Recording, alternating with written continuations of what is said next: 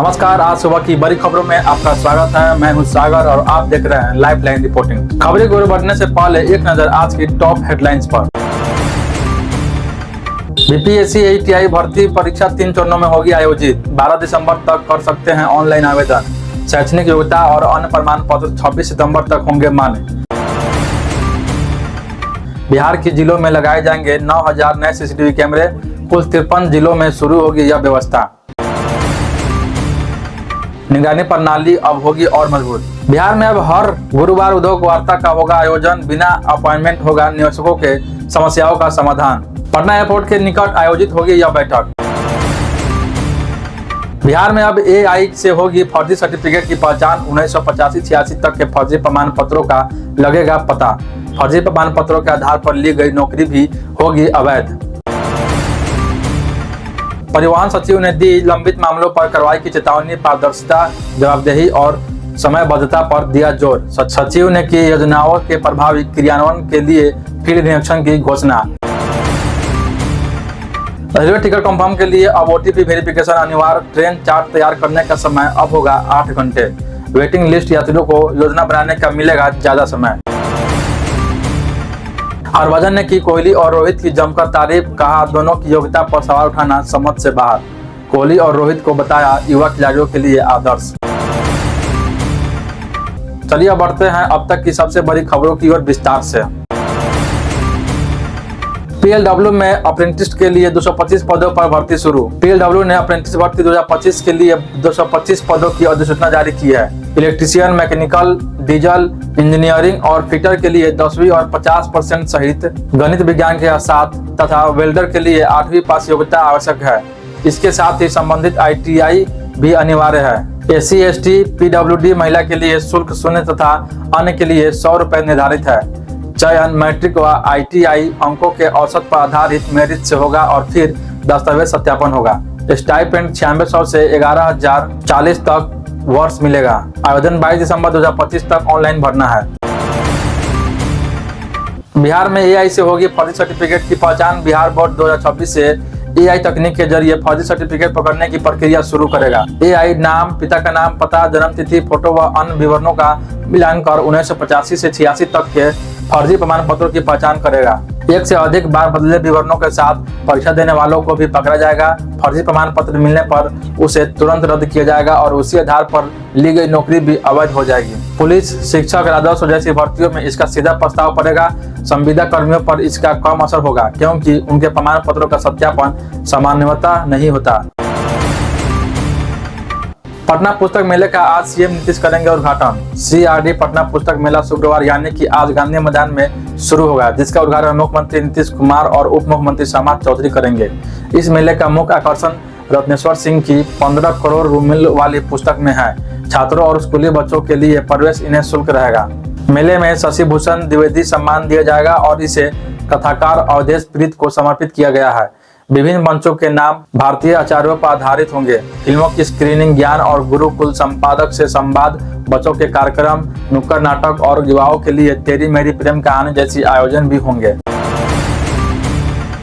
किसानों की उर्वरक शिकायतों के लिए जारी हुए हेल्पलाइन नंबर। बिहार सरकार का कृषि विभाग किसानों के उचित मूल्य पर उर्वरक उपलब्ध कराने के लिए प्रतिबद्ध है और माननीय कृषि मंत्री श्री राम कृपाल यादव की जीरो टॉलरेंस नीति के तहत उर्वरक से संबंधित किसी भी समस्या या शिकायत के लिए राज्य स्तरीय हेल्पलाइन नंबर 06122233355 और व्हाट्सएप नंबर 7766085888 जारी किए गए हैं, जहां प्रतिदिन सुबह 10 बजे से शाम 6 बजे तक शिकायत दर्ज की जा सकती है।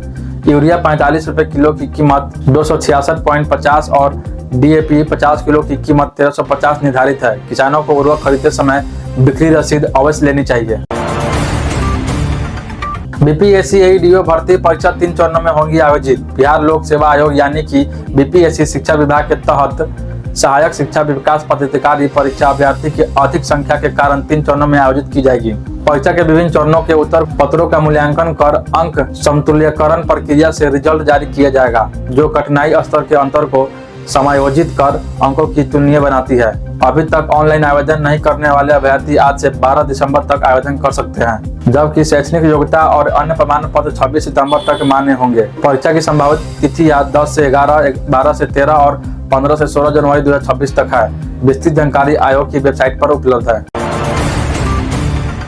परिवहन सचिव ने दी लंबित मामलों पर कार्रवाई की चेतावनी। बिहार के परिवहन सचिव राजकुमार ने विभाग की कार्यप्रणाली की समीक्षा बैठक में अधिकारियों और कर्मियों को स्पष्ट निर्देश दिए कि सभी कार्यों को नियम और समय सीमा के अनुसार तुरंत पूरा किया जाएगा। उन्होंने पारदर्शिता, जवाबदेही और समयबद्धता पर जोर देते हुए कहा कि लंबित कार्यों के लिए कार्रवाई होगी। सचिव ने योजनाओं के प्रभावी क्रियान्वयन के लिए फील्ड इरेक्शन की घोषणा की। उन्होंने जनहित से जुड़े कार्यों को प्राथमिकता देने, अधिकारियों के आपसी समन्वय और नियमित समीक्षा की आवश्यकता पर बल दिया।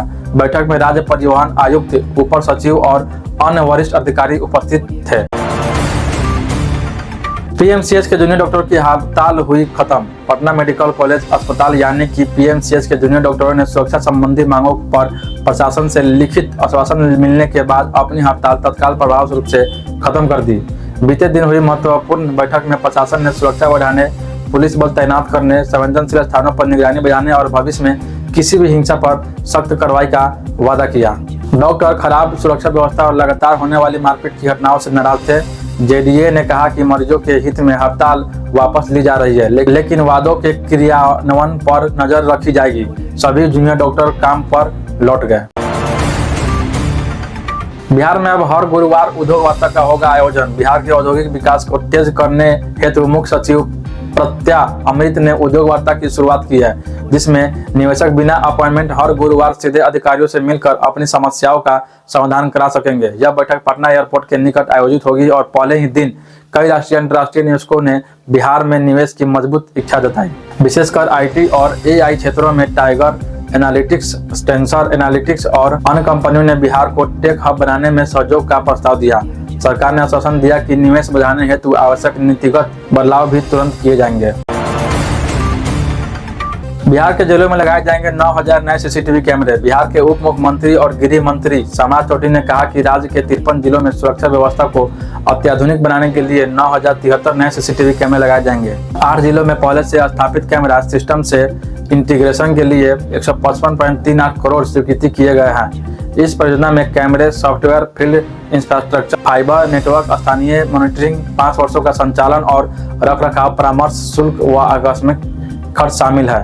वित्तीय वर्ष 2025-26 के बजट में मंजूरी मिलने से जेलों में निगरानी प्रणाली मजबूत होगी, सुरक्षा पारदर्शी होगी और तकनीक आधारित सुधार निश्चित होंगे। राज्य के 23 जिलों में 102 सांप्रदायिक मामले लंबित। राज्य के 23 जिलों में सांप्रदायिक धाराओं से जुड़े 102 मामले लंबित है, जिनमें अभियोजन स्वीकृति अभिलेखों के अभाव में रुकी हुई है। गृह विभाग ने डीएम या एसएसपी को कई बार अभिलेख भेजने का निर्देश दिया, पर अधिकांश जिलों में अब तक आवश्यक कैश, दैनिककालीन प्रतिवेदन व इलेक्ट्रॉनिक साक्ष्य उपलब्ध नहीं कराए। मुजफ्फरपुर के 7 मामलों सहित कई जिलों में स्थिति समान है। रोहतास में सबसे अधिक 16 और कटिहार में 15 मामले दर्ज है। विभाग ने सभी लंबित अभिलेख तुरंत भेजने को कहा है ताकि समीक्षा पर अनुमोदन स्वीकृति दी जा सके। रेलवे टिकट कंफर्म के लिए अब ओटीपी वेरिफिकेशन अनिवार्य। भारतीय रेलवे काउंटर से तत्काल टिकट बुकिंग में बदलाव कर रहा है। अब टिकट कंफर्म करने के लिए मोबाइल पर ओटीपी वेरिफिकेशन अनिवार्य होगा। ट्रेन चार्ट तैयार करने का समय 4 घंटे से बढ़ाकर 8 घंटे किया जाएगा, जिससे वेटिंग लिस्ट यात्रियों को योजना बनाने का ज्यादा समय मिलेगा। यह सिस्टम पहले 17 नवंबर को 52 ट्रेनों पर पायलट के रूप में सफल रहा। रेलवे का कहना है कि इससे फर्जी बुकिंग रुकेगी और असली यात्रियों को फायदा होगा। पहले ही ऑनलाइन तत्काल और जनरल रिजर्वेशन में आधार और ओटीपी आधारित वेरिफिकेशन शुरू हो चुका है।